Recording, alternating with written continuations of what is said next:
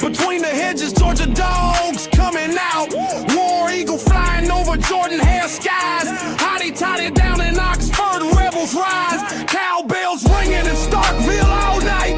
Rocky Top singing in that Leland light. Anchor down Vandy, black and gold pride. Gamecocks crowing in Columbia loud and wide. Saturday light, y'all know the deal. SC pride, we keep it real from the swamp to the grove. Let that crowd roll. It's water cooler talk, we talk that score. Saturday light, y'all know the deal. SC pride, we keep it real from the swamp to the grove. Let that crowd roll. It's water cooler talk, we talk that score. Gators in the swamp, chomping all day long. Saturday nights in Death Valley, that tiger strong. So we Razorbacks, crowd calling the hogs. Blue Reds battle Wildcats, bringing the dogs. Show me Miss Zoe, black and gold fight. Boomer Sooner running on a Saturday night. Hook 'em horns, burnt orange in the sun. 12th man standing, Aggies get it done. Saturday light, y'all know the deal. SC pride, we keep it real from the swamp to the grove. Let that crowd roll. It's water cooler talk, we talk that score. Saturday light, y'all know the deal. SC pride, we keep it real from the swamp to the grove. Let that crowd roll. It's water cooler talk, we talk that score.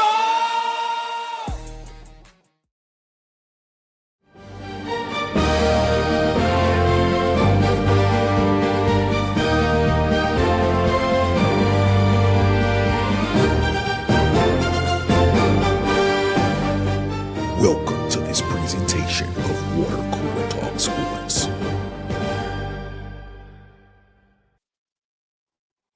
Yes, sir. Ladies and gentlemen, man, welcome around the Water Cooler. My name is Nick Frazier, one half of Water Cooler Talk Sports. And the other man, you can't see him, you can hear him, though. Tell him who you are, boss man. Man, it's your boy, Mr. Let's Go, Let's Get It himself, Marcus Fitzpatrick. Let's go, let's get it. Yes, sir, man. We appreciate y'all so much, man, for rocking with us here around the Water Cooler. And tonight, rocking with us as well as the legend himself, Bubba and the old man from Bubba and the old man, Auburn Sports Talk. What's up, Bubba? How you feeling, my guy?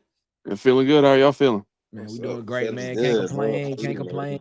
Oh, man, before we get into it, ladies and gentlemen, do me a favor, man. Do this one favor for me, man. Subscribe to these YouTube channels, man. I got Tez at his SE season, man. I got Tight Sports and Alabama Football Megacast. DC Wolf over at Auburn_Addicts TV. Dustin over at the Uptempo Podcast. Be Sharp over at Sharpshooter Sports Talk, man. Vanny Chris over at the Go to Broom Podcast. The Huggy Beard himself on YouTube and Twitter. Chopping it up with I got Kid Country Edward, man, on YouTube. And, of course, Bubba and the old man, Auburn Sports Talk, man. Make sure you subscribe to those channels. Also, subscribe to JMHO Sports Talk with I got Coach Sean. On the Block Sports with Coach Carl. And I got Dylan over at the College Loop, man. Support the people that support Water Cooler Talk Sports, man. I got DJ. Follow him on TikTok, Instagram, and YouTube at Hollywood_media. That's Holly with an EY. And, of course, follow him on Facebook at Hollywood Media with 2 A's. Hollywood. Appreciate y'all so much, man, for supporting the people that support Water Cooler Talk Sports, man. Always mess with those people, man. Mess with I got DJ. That's my quarterback, man. Also, man, follow us, man. Follow us on Twitter at CoolersPod23. Follow us on TikTok and Instagram at the Water Cooler Talk, man. And, of course, follow us on Facebook at the Water Cooler Talk Podcast, man. And visit www.watercoolertalksports.com for all of your college football, SEC football, and, of course, Auburn football news in written form. Again, that's www watercoolertalksports.com. And if you want to support the channel financially, man, super chats are always open, man. You can super chat the show. But if you want to be on a monthly recurring basis, $5.99 a month to join the Coolest Cubes game, man, you support Water Cooler Talk Sports. And of course, member only exclusives that will be coming very, very soon once we get everything squared away, man. We appreciate y'all so much. Fellas, how y'all feeling tonight, man? I can't complain, my brother. I can't complain. How you? I'm here, man. Can't complain. It's same as you. Won't complain. Just can't do it, man. Hope all is going well. Bubby, I mean, you said you here, but how you feeling? How you feeling? In the words of DC Wolf, how's your mental health? How's your mental space? How's your mental doing? I ain't even thought about it. That's good. But your mental, you have to think about it with the mental, though. So at least you thought about it. If you didn't think about it, does that make sense? As long as you ignore it, it kind of made sense. In a weird way, it did. I was just saying. It is what it is. I just threw that out there. Just had to throw that out there, man. Man, shout out to everybody that's rocking with us in the chat, man. Shout out to AD4L, Auburn Dad for life, man. He said, War Eagle, let's go, man. What's up, my guy, man? Rodney Williamson in the chat. What's up, everyone? Brew Alabama, Black Magic Racing, man. What's up, my guy? My guy Wade in the chat. Good evening, family. What's up, Wade? Hope you being safe out there on the road, my guy. The Huggy Beard himself, the legend of Sweet. About Williams, the Rooster Mac is in the chat with us as well. Mike McKinney in here. Mike, that's my dog. Shout out to Mike McKinney, man. Big Sarge in the chat. What's up, my guy? What's up, Big Sarge? Tell it like it is. That's what I'm talking about. Mob Ties in this thing. What up, Mob Ties? He said, let's all join AG in prayer for this. Let's all join in that prayer. We're gonna talk about that in a little bit, man. That's what we're gonna talk about. Oh man, that's great, man. We appreciate y'all so much for rocking with us. Auburn Dad with the $2 super chat. That's what I'm talking about, man. Shout out to you, man.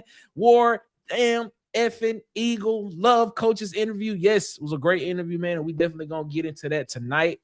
Is what we're gonna talk about, man. And of course, Tim, the tool mine Taylor. He said, "What's up, Ward? Damn, what up, my guy? How you feeling? Say, man, what's going on, man? How you feeling, man? Hope you're doing all right, man." AUTJ is in the chat. What's up, fellas? What's up, my guy? Hope you're feeling good, man. Hope you're feeling great. All right, man. Let's not. Whoa, Auburn knockout punches in the chat. Hold on, Auburn knockout punch. What's up, my guy? What up, fam? Warrior to you, my guy. Hope you're feeling good. Let's get into tonight's show, man. Hope everybody's doing great. Hope everybody's doing well. Let's talk about it. We don't want to belabor the point, and we don't want to hold y'all long. So we are going to let's get into this conversation. This should be a good conversation, man. Coach Alex Golesh held a presser today. It was supposed to be for National Signing Day, which is today. National Signing Day is actually today, but you know, we all get occupied and we all get, you know, mesmerized by early signing day. It's really kind of the new National Signing Day, which is something that I kind of dislike about this new version of college football, in my personal opinion. But just for everybody that know, Auburn did sign one player on National Signing Day, signed a punter from Melbourne, Australia. Is who Auburn signed. So we have a punter now in on the team, on the roster. But I believe this is his last year. So you have to bring in some guy to replace. You have to bring in somebody that's going to be able to replace him soon. Max Bork. Believe he's like 22 or 23 years old, from Melbourne, Australia. And he signed technically he signed last night, which would have been this morning in Australia, if y'all understand, if that makes sense to you all, because of the time difference. So yeah, so that's what it is. So we actually signed the guy, but this presser was kind of more of the media actually getting the opportunity to sit down and ask Coach Golesh some questions, because since the presser that we was able to do with him at the Senior Bowl last week, today, a week ago today, I think that was the first time that you actually had some type of, you know, media availability with Coach Golesh. This is the second time that people were able to get to him and actually ask him a question. But there was there was some questions asked. And the overall theme from what I got from this press conference was optimism. Optimism is the overall theme that I got from listening to Alex Golesh speak today with the media. Optimism. Another word that I got from him was production. Production was another word that I heard a lot of, and that I feel like is something that this staff is looking to capitalize on. So before we get into it and before we talking about it, fellas, I want to get y'all thoughts on what you felt from hearing Coach Golesh speak. I'm gonna start with Bubba first. Bubba, what was your thoughts on the presser today? Well, the big thing he hit on to me was the offensive line and how uncertain he seemed about that. So, he brought up how he was praying for that offensive line. And I agree. Okay. All right. Marcus, your thoughts? Everything what I've been thinking. I brought it up last episode when we talked about our offense. My concern is the trenches. Like we all said, he had a big task of overhauling that room. So it's just like I love his honesty about the situation. And again, like he's doing everything that I need him to do as my head coach so far. So I'm not mad at that, but I love his honesty. He ain't lied to us. So that's all I'm like Bubba said, because we knew what it was in the beginning. I'm just happy he ain't gassing it up. Like, yeah, we in perfect shape and I'm thank you, sir. It feels refreshing. Okay. All right. Yeah, we'll talk about the offensive line in depth a little bit down when we get closer into when we get further along in the show. But yeah, I mean, I don't disagree with what you all are saying. He did have some words of what about the offensive line and things, stuff like that. And while we talking about it, let's just go ahead and get into it. Let's talk offensive line. All right, everybody wants to talk about trenches. Everybody wants to talk about offensive line. I was going to start somewhere else, but since this is kind of dominating the opening part of the show, let's talk about it. So, he was asked the question about the offensive line and about kind of piggybacking off of what was asked him earlier about the number of guys that was brought in 40 new guys. Had a mix of experience and a mix of young guys. But when you got down to the offensive line, I wrote down some stuff that he said. He said these are words that came out of his mouth. Well, not words, but paraphrasing what came out. He said, I feel really good about the offensive line from top to bottom. Is what he said. He said 9 guys who have played a lot of football. It basically had 17 guys in this room, and about 9 of them have played a lot of snaps, which is the production part that he spoke about. And but the thing that he stated as well, which was interesting to me, was saying trying to find that guy that has not played a lot of snaps, which one of those guys that hasn't played will take that next step and be able to contribute. He also stated that, you would think that there are a group of guys that you would come in that you think would come in and start, but he knows that probably would not be the case because there could be a surprise or 2 that can happen. He said going into the season, he hopes that you can have 10 guys that you can rely on, who are ready to go in and play in the fall. So basically have a 2 deep is basically what he's saying. Y'all thoughts on those sentiments from Coach Alex Golesh, Marcus?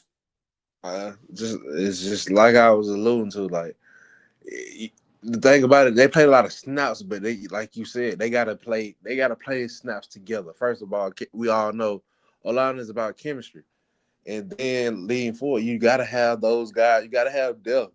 He has a lot of people, but you gotta have depth that can step in when you need them to. So he's doing what he's supposed to do, Nick. He's saying that's one thing I have, like everybody said. I was a little skeptical, but he's saying he's winning me in this offseason. I'll say that.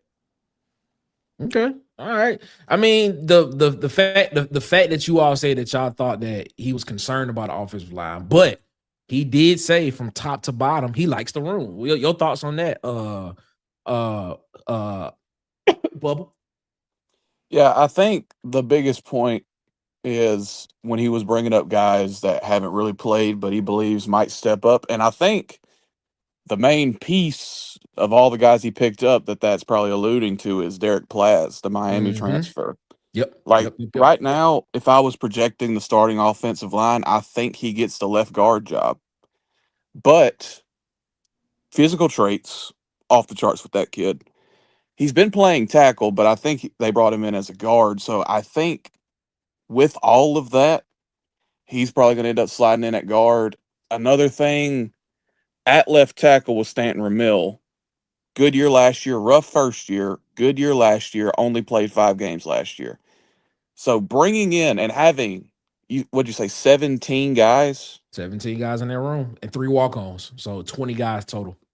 Yeah, so I think with all of this, I think he's done a really good job filling out that room and trying to throw as many Band-Aids at the wall as he can. And I do agree that overall I do like the room, physical traits-wise. You have an injury-prone left tackle, which was probably the left tackle you were going to get from the portal, right? Stanton Real, yeah. Right tackle, y'all know how I feel about Joseph Simmons, but physical traits are there. But I think he's hedging here because we have no idea what these guys are going to look like getting reps together. They haven't played a snap together. Nope. They won't play a snap together until spring. So overall, I agree. I do like the room. I don't love the room. Okay. It's good. It's good. I mean, that's a fair assessment. I'm bringing in guy Mr. 21. Can you do something for me, Ed Darby? What's up, man? How you feeling? Oh, what's up, guys? Chilling, man. We was talking about What's up, O-line, Ed? man. We kind of started the show out. Okay. O-line kind of dominated the beginning part of the show with Coach Alex Golesh and him having his presser today with the media. And just wanted to get your thoughts on what he said. He kind of said that he feels really good about the offensive line from top to bottom. 17 new guys in the room, plus 3 walk-ons, so 20 guys in that room. He said probably 9 guys in that room that have played a lot of football. But he's looking for the guy who hasn't played a lot, who will be able to step up and be able to take that next step on the offense on the offense line to be able to become part of that 2 deep. Your thoughts on what you heard from him? If you had the opportunity to watch it, what are your thoughts on what he spoke about with the offensive line today? Because a lot of the questions that he got were basically offensive questions. We didn't really hear much about the defensive side of the ball for real. Just really spoke about the offensive side of the ball. Your thoughts? Yeah, I didn't get a chance to hear it. I mean, he got the guys that he can get in that we need for this year one. I think he is going to talk them up a little bit, but the way that he operates, I'm thinking he's just looking at these 20 guys and like, hey, it's time to go to work. Like it's competition. What's up? Like this is your moment.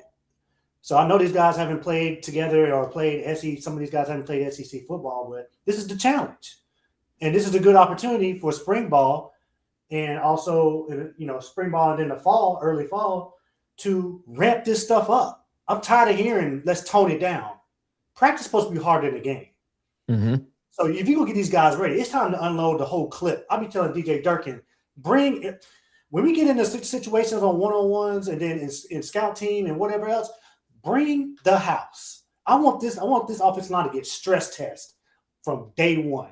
Like right now, they should already have the playbook and learning the terminology. They should already have that stuff down by like the first 2 weeks. Like you better have yourself prepared when you come in here on day one because we ready to roll. Like I think that's what's going to end up happening moving forward. But yeah, I think he generally does like the guys, but these dudes gonna get challenged. So I don't want to hear nothing about no tone down. Can you put it? No. So. I like it. I'm bringing in everybody's favorite insider. His name is Ant. Ant the Insider. Ant, what's going on, man? Come on, Ant. That's what I say. Come on, Ant. Man, listen, bro. I was sitting up here talking to. I forgot I had put the thing on mute, bro. What's up? How you guys doing?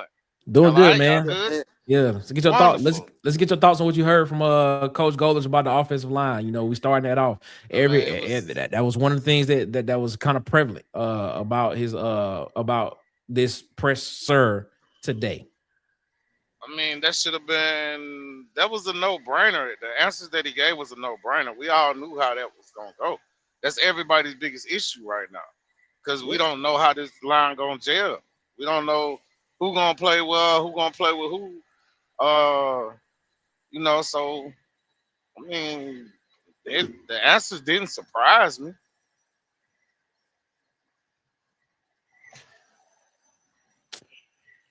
All right, okay, that's What it. is what were we expecting him to say? Is the question I would have. Yeah, I mean, the thing is, I don't know if there was an expectation of what you expected him to say about the offensive line. I think everybody feels like, I think everybody feels that you went out and you got the best people that were available that you were able to get. Now, let's just be honest. There were some people that you missed out on that you really wanted to get on that line. Jordan Seaton potentially being one of those guys, I believe. Sabola, the offensive guard from Ohio State, being one of those guys. guard from Oklahoma State. The guard from Oklahoma State. You know, there were guys out there that Auburn wanted to, you know, bring in, but they decided to, you know, go other places. So I mean, I don't know if there was an expectation of what you were expecting him to say about these guys on the offensive line. Now, what you could expect him to say is you can expect him to talk about the center, because the center has been has been a player that has played with him. The center quarterback combination has been something that he is familiar with, and how that relationship could be an anchor for, you know, building around the offensive line and getting guys to believe in what they're going to do on the football field. And that's something that we'll talk about in a minute, because he actually did kind of touch on that. But honestly, expectation wise, I what he said is what I expected, for him to say that we like the guys that we brought in. Well, if he would have came out and said, I'm still concerned, then at that particular time I would have been like, well, is your evaluation process really what you have been saying? But everybody, I mean, you missed on what, 2-3 guys that you really that you thought that you had the opportunity to get, but everybody else you kind of got. You kind of got all the other guys that you evaluated. So, I mean, I don't know if there really was an expectation, to be honest with you. Oh, okay. Yeah, I understand. I know you're going to miss on some guys. It's going to happen. But like I said, I think this coach's demeanor, I think his outlook is just different. You may have missed on some guys, and it's just like, hey, okay, so what? Move on. Mm-hmm. We got the guys that we got.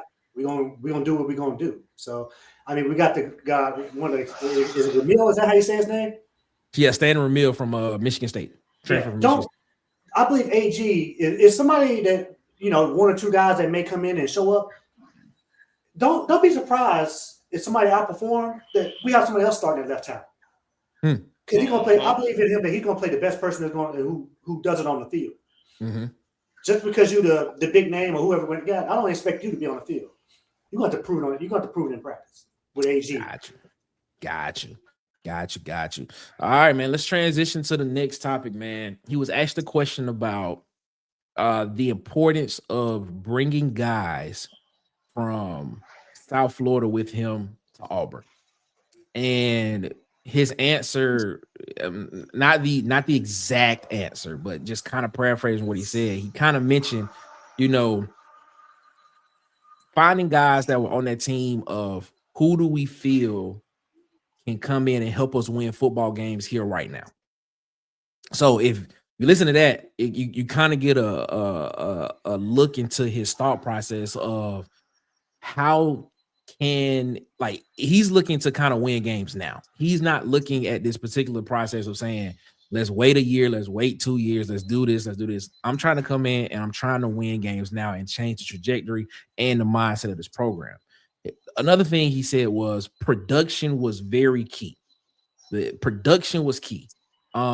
Basically saying that finding a lot of guys that played a lot of football, mixed with, you know, some young guys who can come in and kind of learn underneath those guys. But he honed in on the fact of saying that wanted to find guys that had production, basically playing time, and were able to come in and help us win now, and having guys who can at least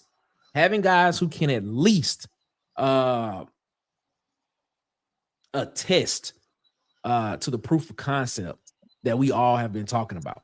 Basically saying that, I think he gave the analogy of like when something is different, you will automatically like look at it different. But having guys in there saying, hey, don't worry about it.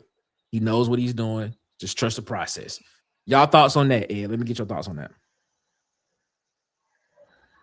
For me, it's nothing, in the corporate world, it's nothing other than the change process. So, I mean, I look at it no different from bringing a team in. You got a section that's struggling. You bring a team in that's experienced to come in there and help them. So it'd be beneficial to bring people who got that experience that's already used to doing and producing numbers, which is going to make the other folks, it's always going to be some type of resistance to change in the beginning. But as you go, and if you got people in there that know what they're doing, they can bring folks along. That's when you get people on board, and that's when you start getting the wheels to start turning. So yeah, I mean, it was important for him to bring the people in that has production, who have success, and who can lead from the get go. So instead of having, when you have a coach come in and doesn't bring anybody else in with him, then it's like all on the coach.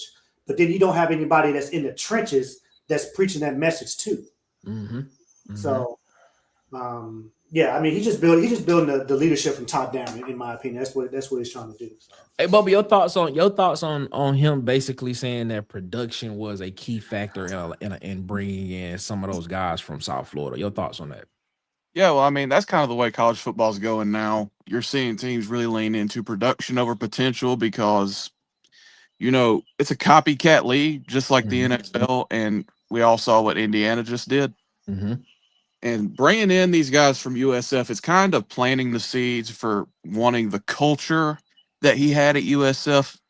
And when you integrate this many dudes that you're bringing with you, because it can't just be led by the coaching staff to set the culture.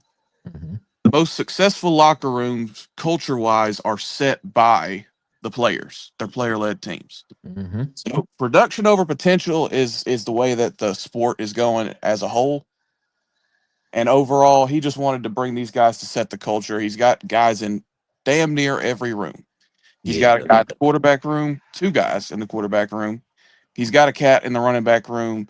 He brought a tight end. He brought 2 offensive linemen. He brought a safety and a corner.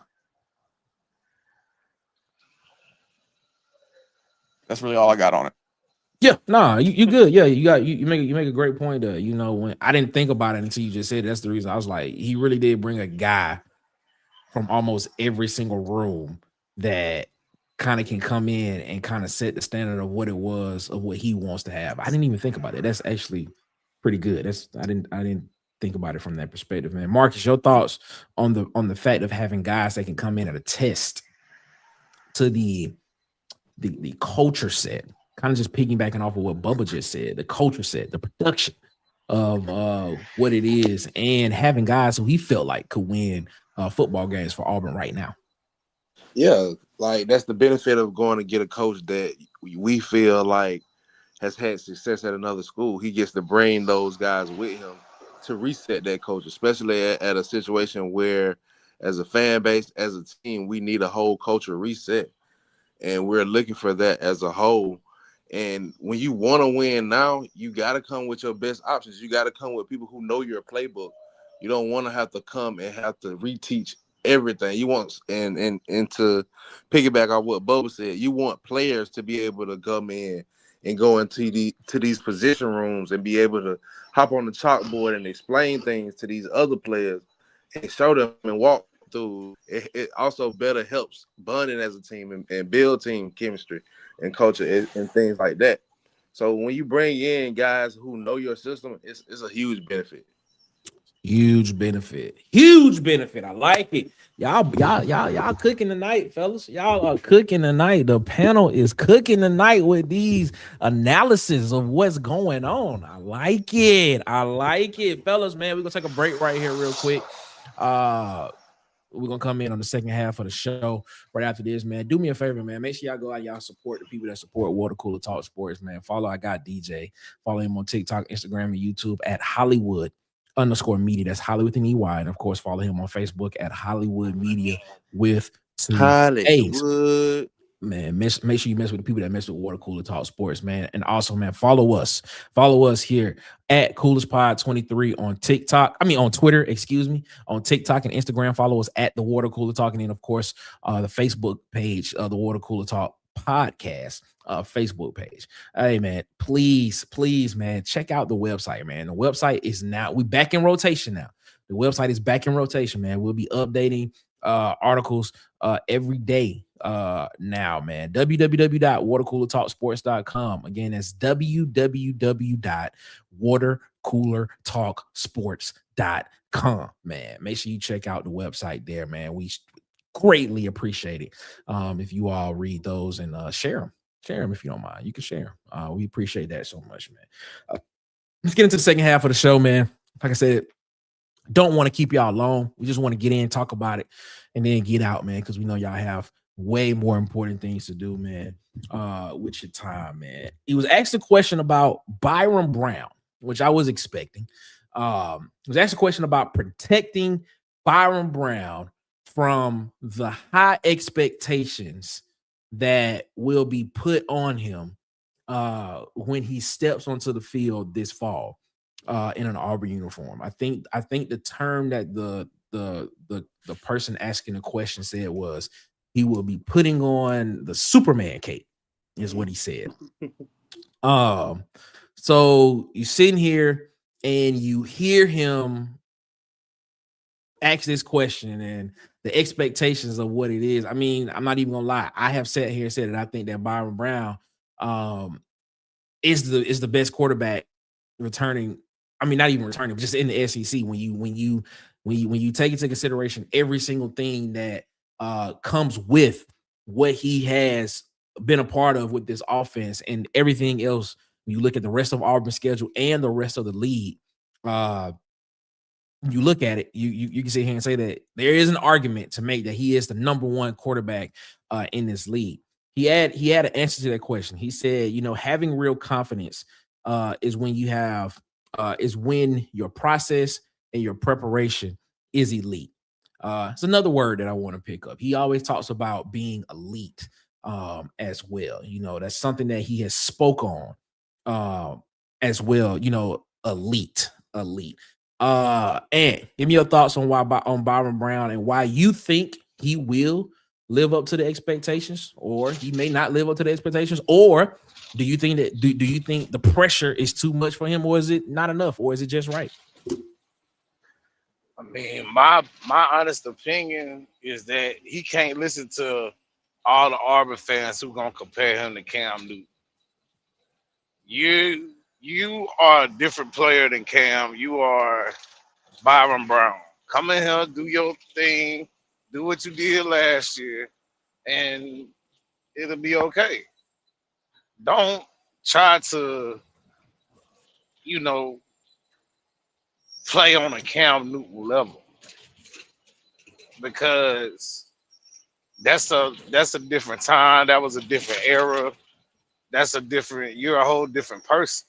You know what I'm saying? So I feel like if he block out all that and play his game and meet the expectations that Golesh got for him, he'll be good. Okay. Don't be Cam Newton is what you're saying. Don't try to be Cam Newton. All right. Yeah, your thoughts. I just think I think about players like Pavia, Fernando Mendoza, Lamar Jackson. These type of players, I think he's the same type of player. I don't think it matters where he play at. This dude can probably go out and play in some 37U league and just don't care. Like I just think you can ball. I think he has that. I think he has that Nick Marshall in him. That's what I think where he just got it. Like it doesn't matter where. Like I said, it don't matter. He can go play in Ohio State right now. Don't matter to him. So I think it's just a lot of build up around him that that he's going to hear. But I just don't. Just looking at him play and then listen to him talk, I just don't think that stuff's going to phase him because some dudes just got it. When they're on the field on Saturdays, when the lights on, it just is what it is. That's what I think about it. So you don't think so you don't think you don't even think he's thinking about the pressure? No, man, he played like 3 years of football. Like he know where he going. He's going to the league next year. After the year. So he's just gonna come in here on business, do what he's been doing, and go on about your business. Is it okay? This is for the whole panel though. Do you think that the pressure is warranted? And I'm gonna shape the question like this. I'm gonna shape it like this. Do you think the pressure on Byrum Brown is warranted for the simple fact that he only has 1 year of college football left? Like he could have went to a contender. One of the traditional contenders that could have been in the college football playoff contending for a national championship. I don't think anybody up here is saying that Auburn is competing is one of the teams that people are looking at and saying is going to be competing for a national championship next year. In that vein, a guy that was highly rated, one of the top quarterbacks coming in the portal, is there not pressure on him at this particular point in time to come into Auburn and at least have Auburn in that conversation of being a playoff team? Is that do you not think that's the pressure? I mean, I get what you're saying about him not having the pressure of playing football. I mean, because he's done it. I mean, I don't think he's worried about that. When I say pressure, me personally, when I'm talking about pressure, I'm talking about the fact that you have 1 year of college football left. You were one of the top 2 highly rated quarterbacks coming out of the transfer portal, and you decided to go to a team that a lot of people are not saying is a contender next year. Thoughts on that, Bubba? Yeah, I mean, I don't think he cares about anything as far as like pressure or anything. Like he's at Auburn right now. He probably hasn't thought about Cam Newton since he stepped on campus. I agree with you. For being honest. I agree with you there. And he's at Auburn because it just made the most sense. He's in his 5th year. He didn't have a draftable draft grade. He knows he's got to come and play a higher level of competition in a system he knows with guys he knows. It was the best business decision for him.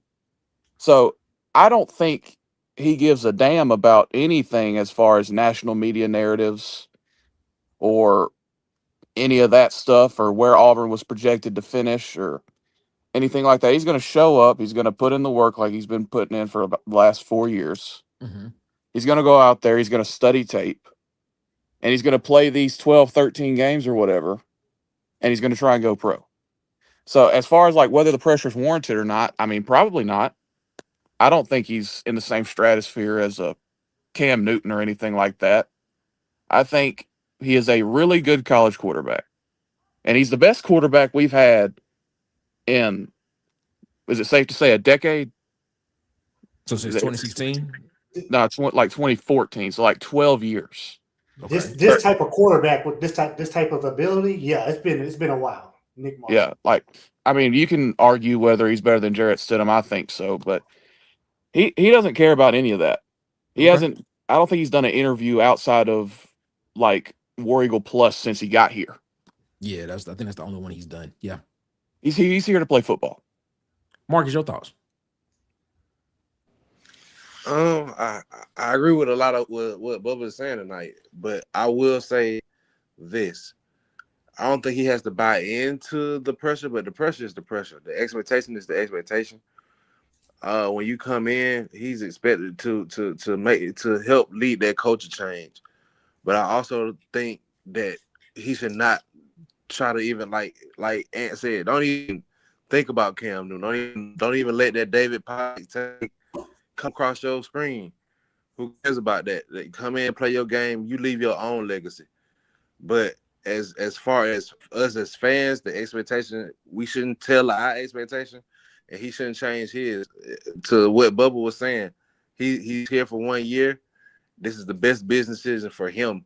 Come in, you know the system, thrive. This is SEC play. It's an automatic boosting your draft stock from where you came from.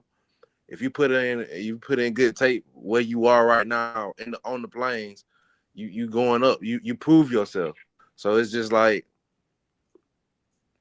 for me, I'm not changing my expectations because I know what I expect from Golesh. But yeah, I wouldn't say that if I'm Brown and I'm trying to come in and be Cam, I'm coming in and try to do my own thing and leave my own legacy. Yeah, do y'all remember the movie Coach Carter? Yep. Y'all remember the part of the movie when the dude was like, "Hey," the reporter asked the dude, the question was Ty Crane. He was like, "They saying you the next LeBron James." He was like, "The next LeBron James. I'm the only Ty Crane." So are we saying that Byrum Brown is the only Byrum Brown? Let's stop. Let's not even start the comparisons with Cam. Yes. They're Right. completely different people. Completely different. Yes. Like Bubba said, I don't think he care about that, man. I think he's just grounded. So I mean, there's gonna be pressure there, but man, he probably worried about the next play. Like, you got a point there, man. All right, let's talk about the last topic for the day before we look at some of the questions that came through, man. Spoke about tight ends, bro, and this is something this is something that I'm excited to talk about right here because I'm just saying I'm excited to talk about this. He was asked a question about, you brought in 5 tight ends and how critical and important the tight end and the tight end play is to your offense. He said the tight end spot is critical to the offense because it creates matchup issues. You can have formation variations, and you can be multiple. It helps the play caller with trying to be multiple as well. He said that when he looks back on it, he said the offense has evolved a lot. Like the offense evolves every year, and he kind of stated that going into this spring he wants to be healthy going into the spring, and that is the most important thing right now is getting into the spring healthy so that they can install their base offense so that they know what they're good at, what they're not good at, and then try to tailor the scheme to around the personnel. But when he talked about the tight ends, man, he said you can have guys that can play out of the box, guys that can play in the box, they can play out of the backfield.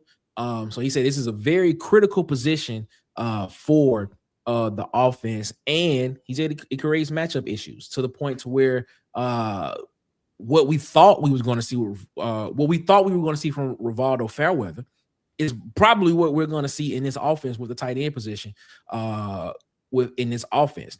And I didn't finish this thought, but he said when he looked back on what he did when he was calling plays and when he was the offensive coordinator, he said they played better in heavier sets.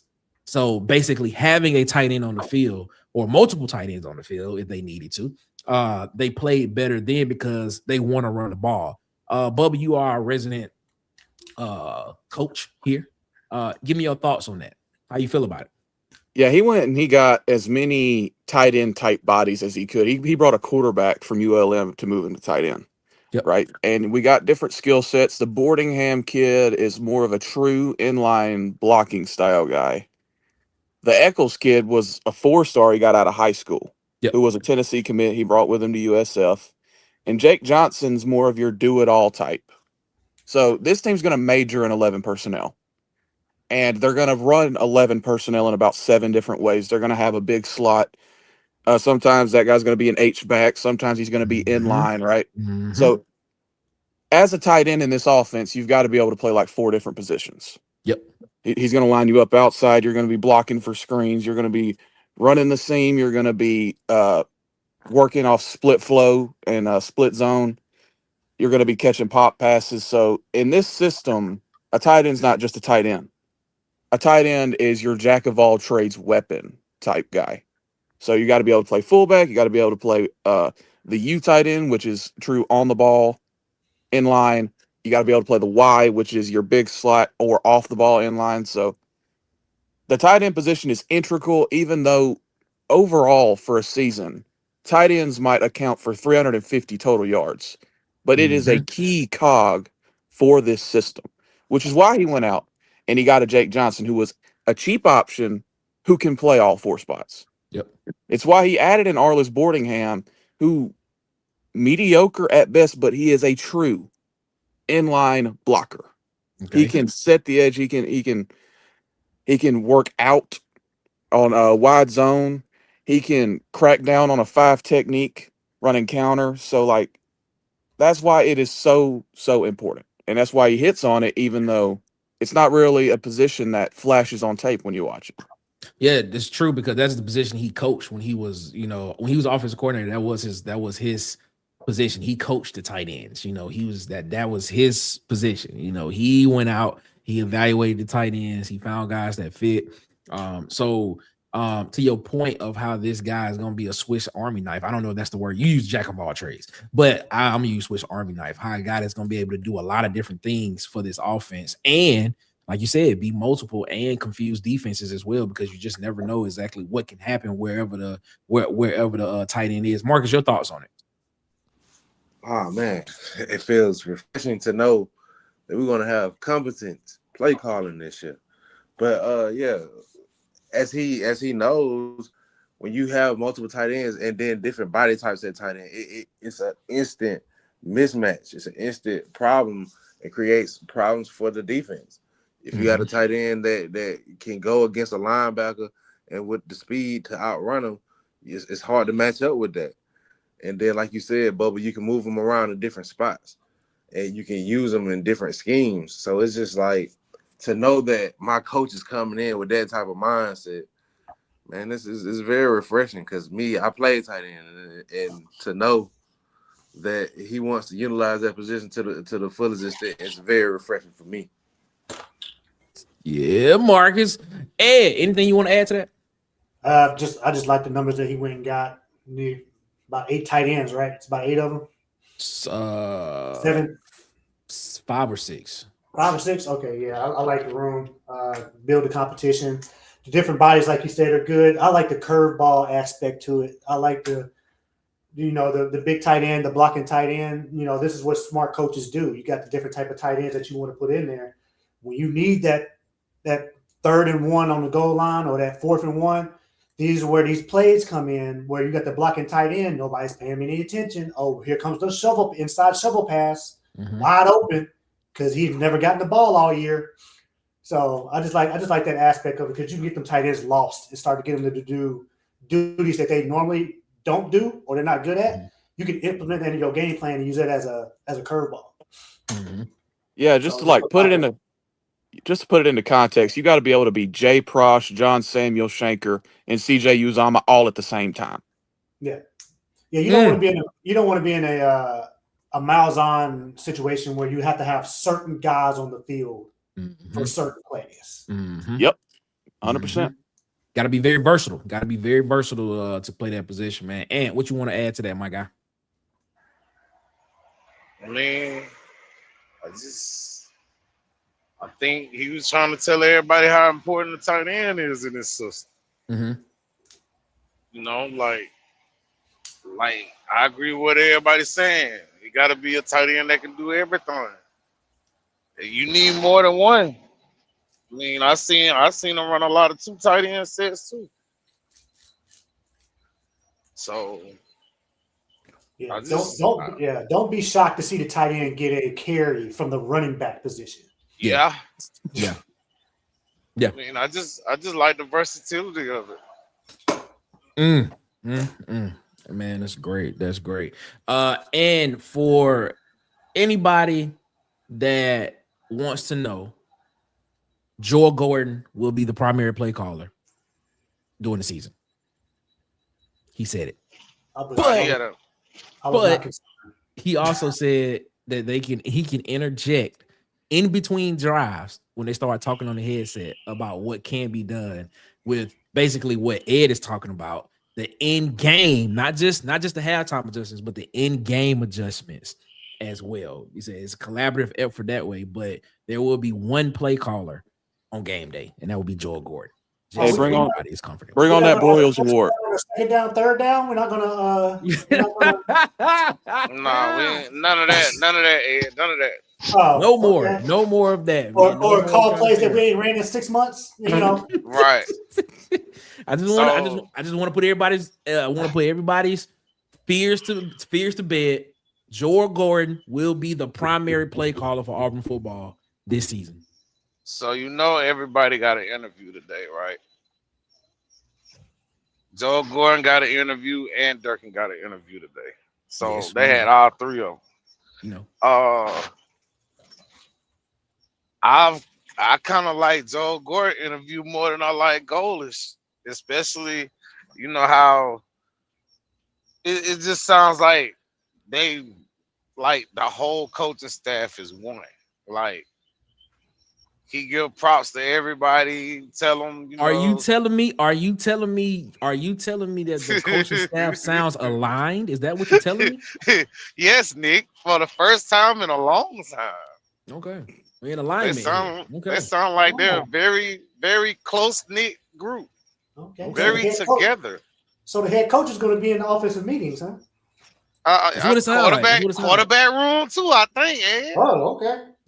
That's what it sounds like. Every room. He's supposed to be in every room, but okay. Yeah, like. yeah. I mean, let's get to some. Let's concept. All right. Let's get to some of these. Let's get to some of the comments that were coming in during the show, man. Shout out to our guy Mike McKinney. He said AG's confidence and attention to detail, the way he talks ball, I like it. We said this back in. Man, we've been saying it. Just say we've been saying. Well, no. We said I specifically said this right here back in like the beginning of December. I was like, once people actually start listening to him speak, they're gonna fall in love with Alex Golesh. And it seems like everybody's start like the reason why I think the reason why a lot of people were like kind of hands off and kind of back on Golesh is because you really haven't seen him since there really wasn't any type of public press conference, since early signing day. And then last week, of course, we had the opportunity to talk to him in Mobile last week, and then this week, he had another press conference. So it's funny because like when you stroll on Twitter, you got a lot of people that are saying, "Yeah, I'm really liking this coach, man. I'm really liking him." But then of course you got some people out there that are saying that they not behind him just yet, or they not fans of the offense and things of that nature. So it is what it is. So hey Nick, yo. We got the first F-bomb of the Golesh era today. I don't think nobody paid it no attention. Yeah, I missed it. When they asked us something about the running backs, he said, "Oh, we're gonna run the effing ball." I was like, yeah. Oh yeah. And they didn't edit it. I was like, yes. That's been Joel Gordon said that in his first War Eagle Plus interview. He was like, it's a non-negotiable to run the football. That's what he said. AU knockout punch. He said it's a stark contrast to what we have had the last 3 years. That's what that's what Mr. 21 Ed Darby been saying for the longest. The opposite end of what we had the last 3. This is the opposite. Period. 5. I'm gonna say 5. You got a dude that I believe this dude get up at like 4:30 in the morning. This dude probably gets like about 4 hours of sleep. And he just talking. He doing football the whole day. Last guy was on the golf course, at the pool, getting a sandwich. Oh man! Or just out there watching people play. Yeah, we watching people play golf. That story was insane. That was a crazy story, man. That was a crazy story, bro. Like for real. His swing looks very good. Big Sarge said production is an example of proof of concept. I like that. Shout out to Big Sarge for that one right there, man. Hey, you knockout punch and come back and said, man, he seemed confident about the O-line. Yes, he said he was praying, but he also said he felt good about what we have. Yeah, I mean, that's the thing. Like, not as we stated earlier, there were some guys that they wanted to get. Like the Ohio State guy was a guy that they wanted. Oklahoma State guy was a guy that they wanted for real. But you didn't get them. You didn't get them. NIL, whatever it is, it could have been the way the NIL was structured that they didn't get them, whatever, however. But you also went out and you evaluated other guys that you felt that can come in and help, that can help you, right now, which is what he said, trying to find guys that can come in and help them win and play right away. And I think they did it. So, I mean, I think he said from top to bottom, the offensive line room, he's pleased with and he likes it. So, I mean, I can't This guy Flipping be the- confident anyways. This dude is like Herman Boone. He's gonna come in. I win games. Yeah. That's what I do. Go ahead, go ahead, Bubba. Yeah, I was just gonna say, you had to flip the entire room, Yep. and that's difficult to do in the portal. There's not a lot of quality offensive linemen in the portal any given year. Yeah, and he alluded to that in I think early on in his speech. He was saying there were rooms that they had to go out and get, and he mentioned the wideout room, the offensive line room, the tight end room. And then he mentioned he said there were rooms that he felt like if we can go out and get a guy that fits the prototype or what we think that this guy can do, if we go out and get this guy, it would be an addition or a plus to it. And then he said there were rooms where we just went out and got guys that had some experience and then got some young guys that we can potentially coach up in the future that can come and help us. So, I mean, it's nothing to it. I mean, I think, now that we hear him speak about it and you see exactly what Auburn did, I mean, it kind of makes sense, when you hear it. Auburn Dad for Life. What's up, my guy? AD4A. He said, is it just me or does a day feel like we might see if we on the right track for once? It does feel like we're on the right track for once. It feels like the grown-ups are in the room. That's what it feels like. We finally got a coach that talks football. So, You gotta do the process. So that's why it feels different. So that's what it is. I didn't hear we're so close or I need another recruiting class or he didn't say that. He didn't say it. I think we see accountability this year. No matter how it looks, I feel like we don't have a coach that doesn't throw his under the bus. If it does look bad, he will take full accountability and he's gonna make the adjustment. That's gonna be the most refreshing thing for me. I don't gotta sit here and get lied to week in and week out. and he's not gonna be in the post game conference with his quarterback. Yeah, that was true. I don't think he's gonna blame his quarterback to play calling either. I don't think we gonna do that again. It's so disastrous. They need to do a documentary on the last 3 years, dude. Man, it's funny that you say. Man, no, they need to do a documentary on this coaching job. Just period about you.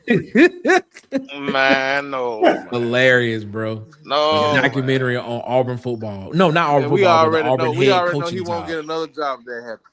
Man, that's funny, man. Hey, you knockout punch said, I feel more confident about this coach than the last two for sure. I think a lot of people starting to warm up to Coach Alex Golesh is saying that, man. I got Mike McKinney. He said, man, the way he talks ball without all the politics has me sold on this guy. That's what it is. It's almost like Golesh to me is just like a very personable dude. Like when you talk to him, it's almost like you just talking to a dude, like a regular dude. It's not, it's not like there's an air about him of just like, oh, I'm the Auburn head coach. Dude really is just kind of cool and laid back and chill.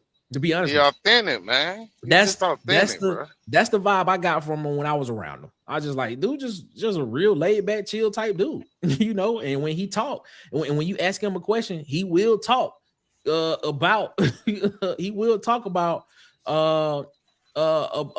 what he feels about that question, because it's gonna be a very in-depth answer when you ask. So it is what it is, man. Phil myself. He said, I got a question for the panel. Besides QB, do you think the O-line is the most expensive room as far as NIL is concerned, or are other positions higher?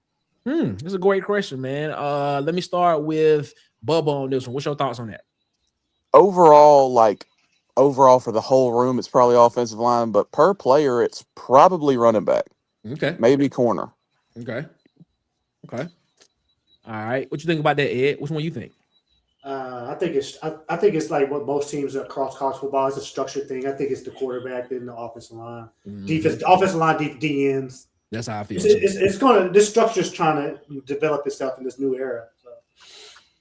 Yeah, I think that too. I think the quarterback. I think the quarterback is the most expensive. I think the offensive line is the most expensive. I think you got I think you got the running back room: Bryson Washington, Tay Meadows, Nakai Davenport, Jeremiah Cobb. Yeah, I think that's an expensive room. So I agree with Bubba on that one there. The wide receiver room to me, I don't know. And that's the interesting one because you had some production in that room. Well, you really had two guys that had some real production from last season that played in a lot of games. And Singleton and Koger. And of course, you had to spend on those two. You had to spend on those guys. Nimrod, he played, but the numbers weren't there. He was hurt. You got the Cody Burns discount for that one and the injury discount because he only that's played a half good the point. year. That's a good point. That's a great point. Great point. So, yeah, I mean, when you look at that, I would probably go quarterback, offensive line, running back room. Is where I would go, and then of course you probably spend a lot on Andre Jordan and Arnaud at the cornerback positions too as well. I would probably say. What's your thoughts on that, Marcus? I would say quarterback room, offensive line room, tight end room, then running back room. Okay, that's a good one.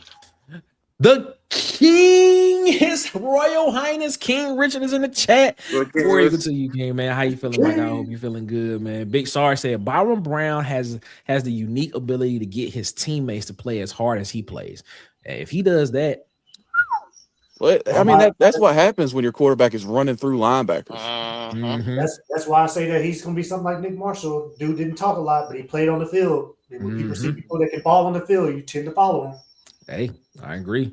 Shout out to our guy Kendall, man, Big Ken. He said he's okay. So this is in relation to what Bubba said about we haven't had a quarterback like this in the past decade, 12 years. He said, you don't think Bo Nix is not in that frame of mind? You don't think Bo is one of those guys?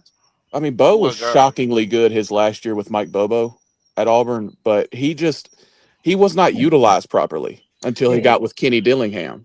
So he played in a system with Kenny. He played in that system, and he was a perfect fit for that system.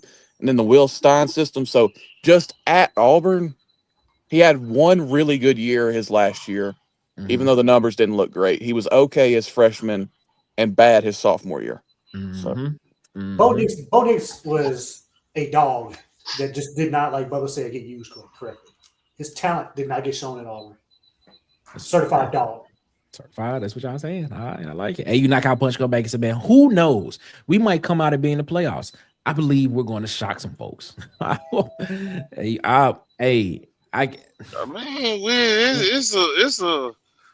about a good 70% chance that can happen though. I'm not shocking 8 wins. I'm not ready to give my official predictions yet. I'm gonna wait until after April 18th when I see it from my eyes. I'm not too I believe it was James Barnett that said he feel like Auburn can win 10 games next year. And I told him that I'm not far off from there, but I need to see it at A-Day first before I'm able to give my official prediction of where I believe Auburn will be at this year when we take everything into account of what the roster looks like for Auburn and what Auburn has to go up against on their schedule as well too. So if they're able to get one of them big wins in October, off to the races. Yeah, I agree. The confidence is going to be sky high after that. I agree with you there. Kid Country, man, I got Elwood. He said, please never put Byron Brown and Cam Newton in the same paragraph. Come on, guys. I don't think we did that. He ain't talk about you. He's talking about comments and comments. Okay. Over Twitter. They always going to do it, man. They always going to do it. That makes sense. My bad, Edward. My bad. Mike McKinney come back and says, there's only one Cam. That's what in every phase of life, there's one Cam Newton. Cam Newton. One Cameron Jarrell Newton. That big ass top hat. That's it, man. Hey, the top hat's dope. That's all I'm gonna say. So it's 7 total tight ends. So they brought in 5, so it was 2 on the roster. So 7 total tight ends. So yeah, there we go. We might go 5 wide, but all tight ends. Who knows? That would be interesting to see if that happens, man. King Richard come back. He said nothing against anyone, but why is it when a good quarterback is compared? But why is it when a good QB is compared to Cam? At one time, a one-time generational player. I feel what you're saying. And after 40 years, you never hear, "Oh, this might be the next Bo Jackson." Okay, I I have a answer to this question. And tell me, I want to know if y'all feel the way that I feel about this. The reason why you probably never hear people say this is the next Bo Jackson is because we've seen a string of running backs like rush for over 1,000 yards. Like I believe there was a time Auburn for like 7-8 straight seasons, Auburn had 1,000-yard rusher, but we never had a quarterback that was just as dynamic as what you saw Cam Newton do in that one season. So people are just grasping for something to look at and be like, oh man, we have a guy that do that. Maybe we could win a national championship. I believe that's what Auburn fans are saying when they always bring the comparisons to him. And the fact that when you look at Byrum Brown physically in stature, the dude is 6'5", 240 pounds. Cam Newton was 6'5", 245 when he was at Auburn. So the physical comparison to the stature of what he is, yeah, I get it. But the play on the field, I guess people are looking at it and just saying, if the play can be half of what that was, could it be a special season for Auburn? Tell me, am I off base for saying that? Like with what fans are thinking when they see it? We just haven't had a quarterback at Auburn like that, like ever. I mean, we're running back you for a reason. We got all these running backs. We got Bo Jackson, but we got a stable of running backs. But you know why though? You hear people like nobody will ever say that. I don't care if it's 100 years from now. Bo was a special athlete, bro. You'll never see another running back that big run a 4.2. Never. Good point. Good point. Yeah, and I also can do the things he do. Period. Yeah, and it's not just. It's all good. It's not just Auburn fans either. Like you see the NFL guys do it too. Yeah. Anthony Richardson got the Cam Newton comparison. It's just there is one Cam Newton that had that level of success with that athletic profile at that size. He was a defensive end playing quarterback. Right. So like there's no one else to compare big freakish athlete to that's in that. Like I compared Byrum Brown to where I said all of every play Byrum Brown plays, he's playing like the best football I saw from like Nick Fitzgerald. But nobody wants to compare your quarterback to Nick Fitzgerald, right? That's a great point, Bubba. That's a great point. That's hilarious. So Cam's just like the default. It's a great point. I'm never going to compare any quarterback to Cam Newton because he had the single most impressive college football season ever. But like, there's just no one else to compare these guys to. They even just compare Taylor Green to Cam Newton. Like no, I saw Taylor Green in person. Taylor Green is nowhere near Cam Newton size. Now 6'6", he's all of 6'6", but about 130 pounds. But yeah, body wise, nowhere near it. I'm sorry. I stood next to Taylor Green and was like, yeah, bro, you really are 6'6", but nah, man, mass wise, no. Man, you play like Kyle Frazier. Oh wow! What? That was and that's it. Everybody go home off that. Not Kyle Frazier. Phil Will said alignment is what we have. Yes, that's what it seemed like. It seemed like we got alignment. My guy Brad Browning in the chat, he said he definitely didn't seem confident about the O-line to me. Okay. I mean, I'm not disagreeing with you. It seems it's a fair statement. I mean, it wasn't like a raving review of what the offensive line room could be, but what I will say is the words that came out of his mouth, he said from top to bottom, he said he feels he likes the room from top to bottom is what he said. I'm just saying that it was. He didn't really talk about this one particular guy or anything like that. Now he was asked the question. Now I will say this: he was asked the question at the Senior Bowl about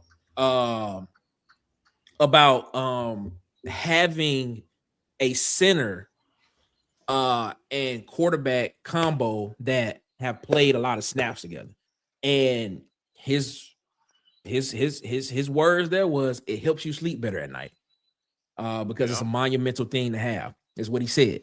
So I think if he can get Cole Best in there and have him be able to kind of build that offensive line around him so people can understand exactly what they need to do, I think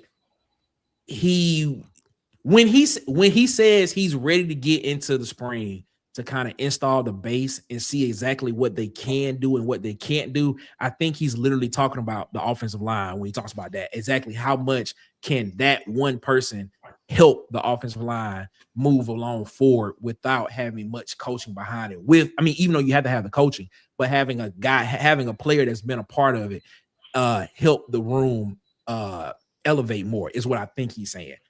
That's just me though. I had a former coach always tell me the four smartest people on your team needs to be your safety, your middle linebacker, your center, and your quarterback. Hey, can't go wrong there. Can't go wrong there. B-Sar says Nimrod got hurt last year, but was the leading wide receiver prior to his injury. That is true. That's my favorite.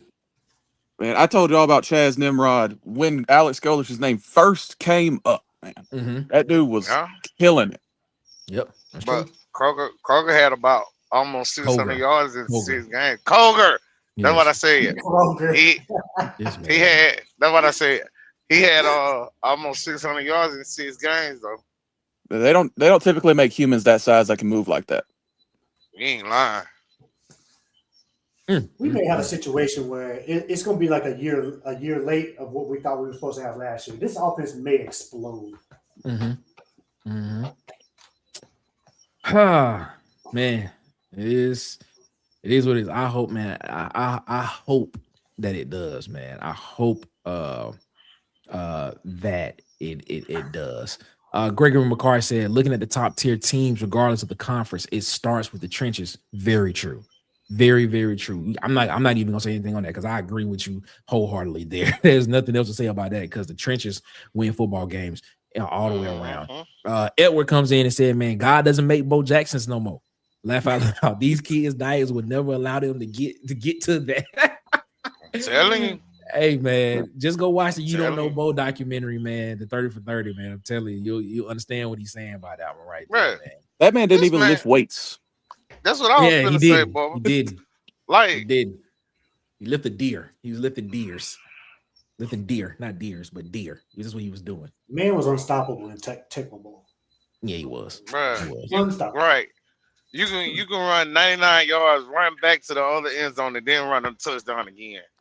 Hey, it is what it is. He was great. He was that great.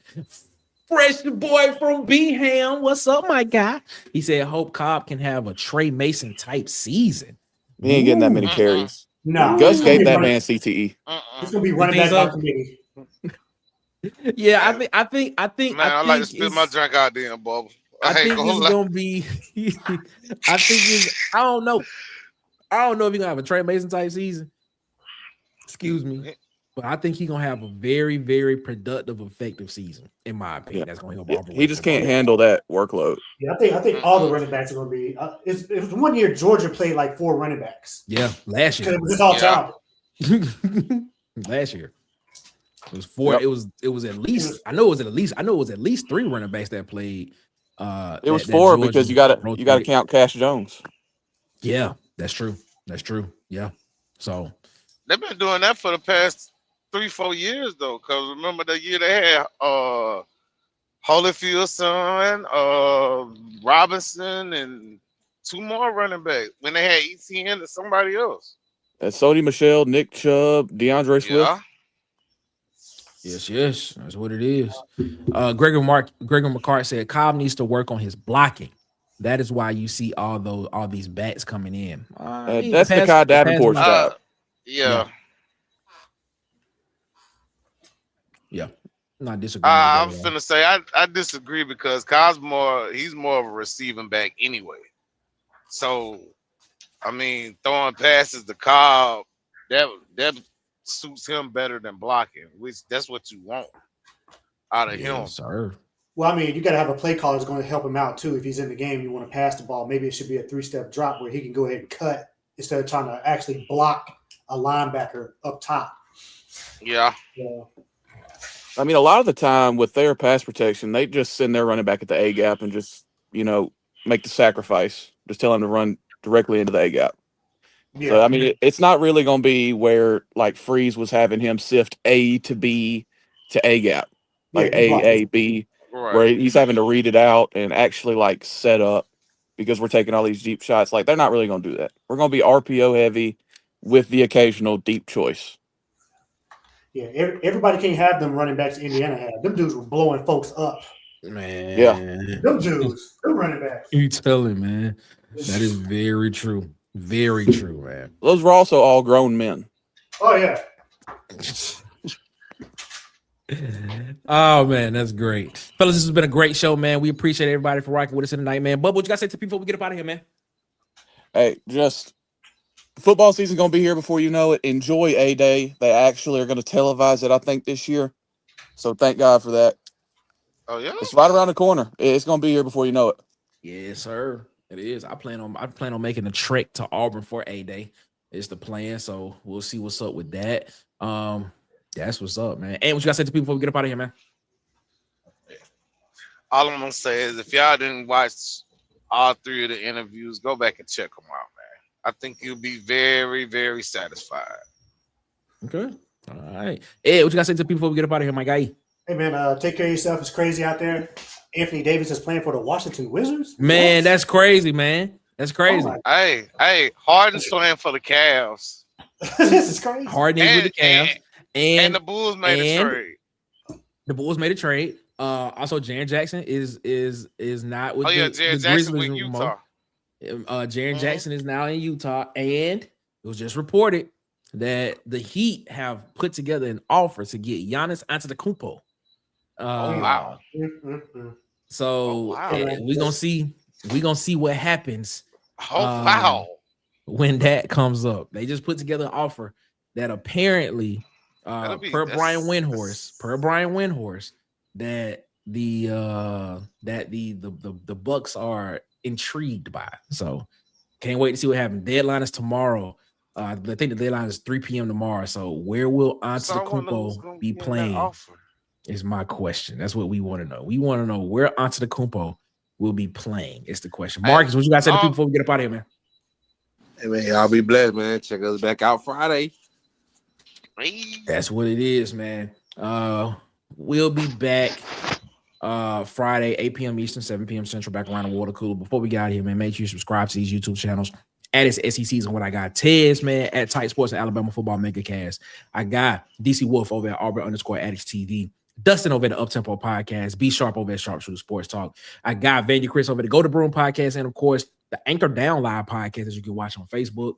The Huggy Beard himself on YouTube and Twitter. I got Edward chopping it up with Kid Country, man. Make sure you go over there and subscribe to his YouTube channel, man, as well. And of course, the legend himself, Bubba and the Old Man, Auburn Sports Talk, man.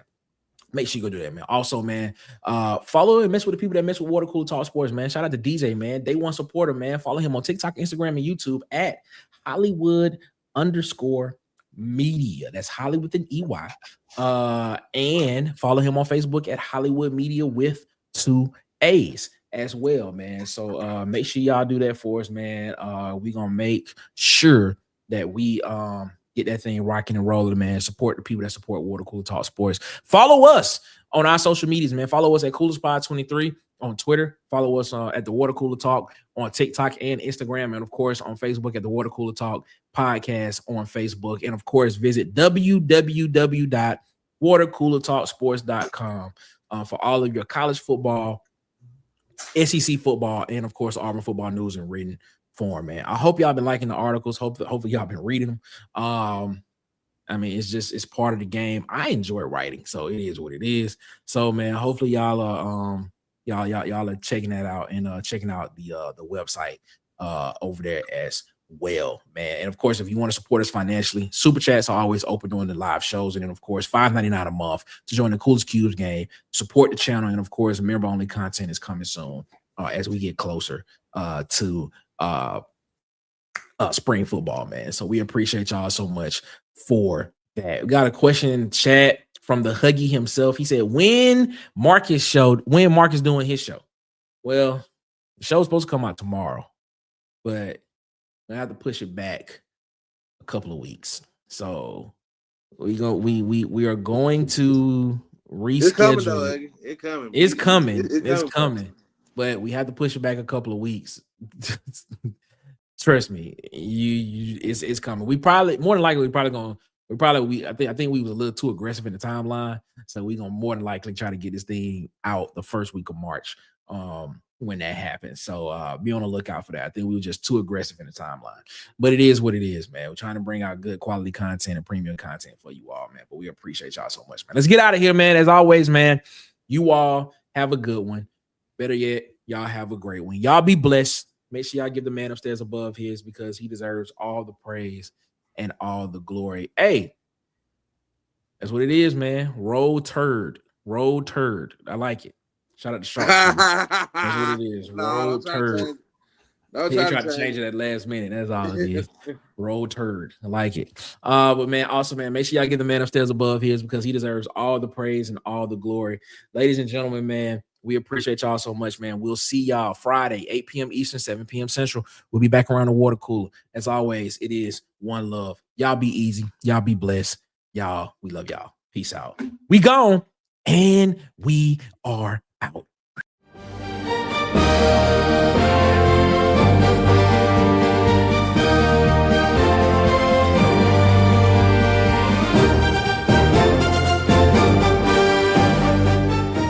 This has been a presentation of Water Cooler Talk Sports.